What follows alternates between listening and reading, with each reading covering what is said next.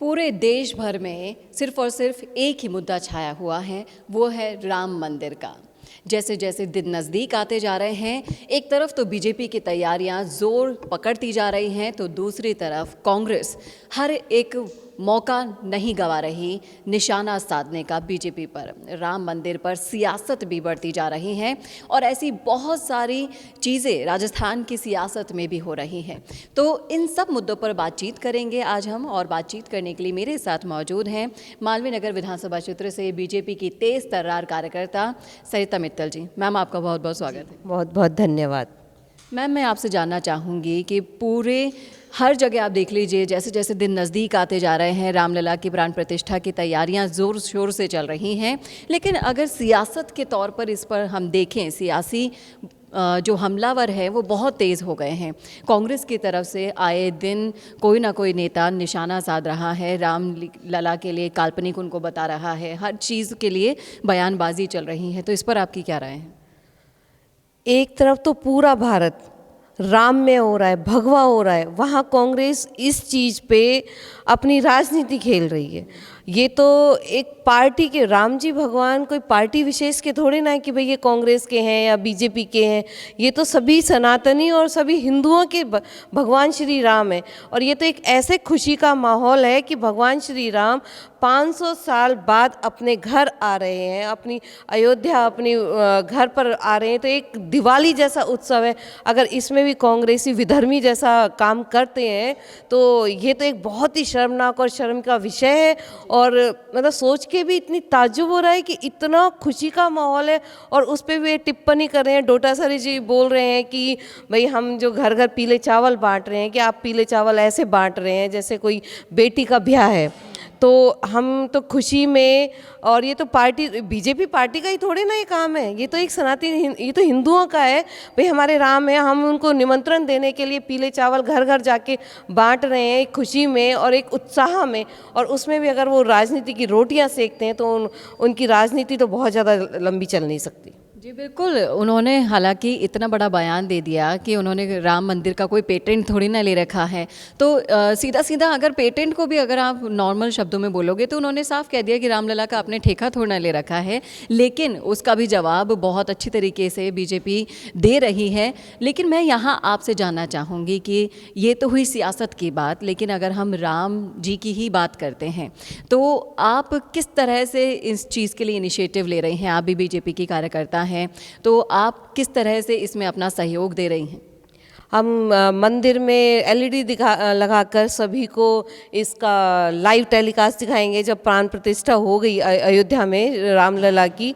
और उससे एक दिन पहले पूर्व संध्या पर भी उसका खुशी का, भजन का एक माहौल बनाएंगे और प्रसादी बांटेंगे और उत्सव मनाएंगे। राम धुनी पे हम भजन चलाएंगे। और इसकी तो खुशी इतनी है कि मतलब 500 साल में जो ये मौका मिला है ना, किसी को हो या ना हो, मैं तो अपनी बताऊं, मुझे तो बहुत खुशी है। क्योंकि जो आज से 30 साल पहले बाबरी मस्जिद में जो हुआ था और उस समय जो हम डर के साए में रहे थे और जो इतने लोगों ने बलिदान दिया है और हमने भी, हमारा परिवार भी इसमें बहुत प्रभावित हुआ है।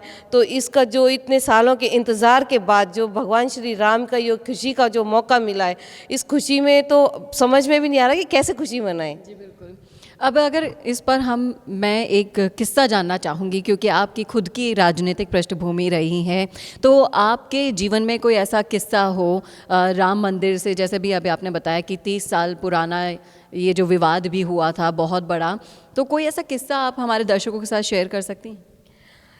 इसमें मैं तो क्या बोलूँ कि इसमें क्या बलिदान दिया है। हमने तो हमारी माँ को भी खोया है इसमें।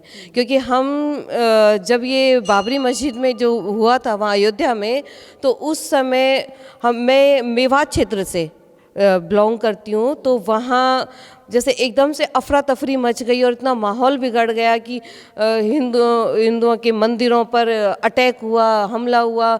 वहाँ पूरा हमारे जो गांव में, कस्बे में उस समय एक भी कोई लड़की कोई महिला वहाँ नहीं थी, सभी को बाहर भेज दिया क्योंकि एक डर था कि कब किस समय हम पर हमला हो जाए। और हम 2-3 साल तक कम से कम हम सोए नहीं। हम घर में 2 जन की एक ड्यूटी लगती थी कि घर पर पहरा दें, पता नहीं किस वक्त कहाँ से कोई हमला कर दे। और हमारे गांव में कर्फ्यू लग गया था कि पहली बार, हम जैसे गांव से बिलोंग करते हैं तो वहाँ पहली बार एक कर्फ्यू जैसा माहौल था और किस समय क्या हो जाए कुछ नहीं पता। और उस डर के साए में मेरी माँ को एक सदमा बैठ गया था क्योंकि हमारे घर पर भी एक अटैक हुआ था और मेरा छोटा भाई उस समय जेल भी गया था। और माँ को मतलब हर समय ऐसे दिखाई देता था कि यहाँ से कोई आ रहा है, यहाँ से कोई आ रहा है। और उसने उस डर के बाद एक बिस्तर पकड़ लिया और फिर वो ज़्यादा लंबे समय तक जी नहीं पाई।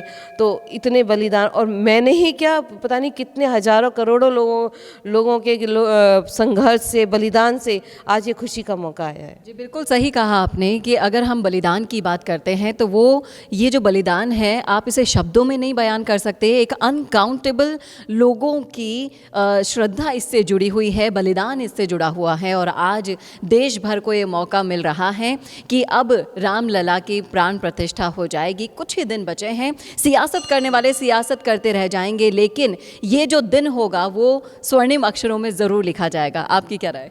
बिल्कुल लिखा जाएगा और किसी को है नहीं, मुझे तो बहुत गर्व है।